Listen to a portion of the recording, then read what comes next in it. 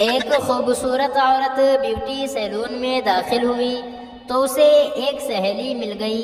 عورت نے سہیلی کو بتایا کہ اس کے چہرے پر جو نیل پڑے ہوئے ہیں اس کے شوہر کی مار پیٹ کا نتیجہ ہے۔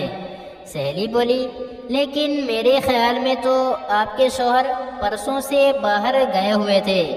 خوبصورت عورت نے جواب دیا، میرا بھی یہی خیال تھا۔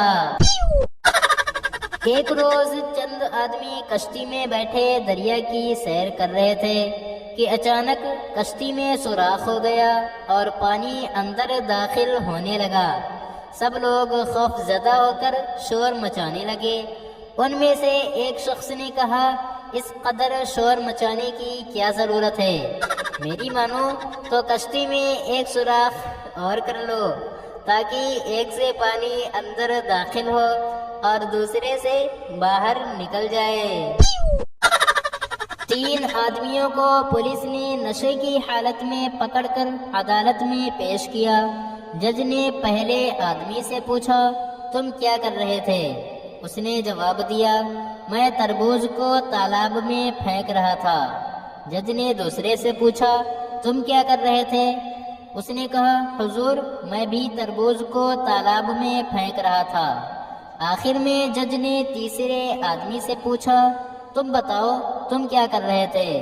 تیسرے نے جواب دیا، جناب والا میں ہی وہ بدقسمت تربوز تھا جسے یہ دونوں تالاب میں پھینک رہے تھے۔ ایک دیہاتی نے بڑی مشکل سے پوری ABCD یاد کی۔ ایک دن اس کی ملاقات ایک شہری سے ہو گئی۔ اس نے شہری سے پوچھا، بابو جی آپ کی تعلیم کیا ہے؟ اس نے جواب دیا، BA۔ دیہاتی نے ہنس کر کہا، 2 لفظ پڑھے وہ بھی الٹے۔ کلب میں رقص کے دوران ایک عاشق نے اپنی محبوبہ سے کہا، ڈارلنگ تم میری زندگی میں آئی ہو تو بہار آ گئی ہے۔ تم سے پہلے میری زندگی ایک ایسے ریگستانی اونٹ کی طرح تھی جو صحرا میں بھٹک رہا ہو۔ محبوبہ نے عاشق کی بات سن کر کہا، شاید اسی لیے تم اونٹ کی طرح اچھل رہے ہو، پرانی عادتیں مشکل ہی سے جاتی ہیں۔ ایک گدھے نے ایک صاحب کو 2 لتی مار دی۔ صاحب نے غصے میں گدھے کو 2-4 ٹانگیں رسید کر دی اور بولے، تو کیا سمجھتا ہے میں تجھ سے کم ہوں؟ ایک ملک میں کرفیو لگا ہوا تھا۔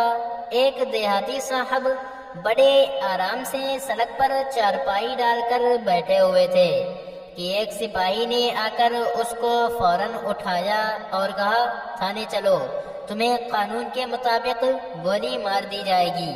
وہ شخص بولا، اچھا مجھے چارپائی اندر رکھ لینے دیں۔ اس نے چارپائی اندر رکھ کر کنڈی لگا لی۔ کافی دیر تک جب باہر نہ آ جا تو سپاہی زور سے بولا، باہر آؤ۔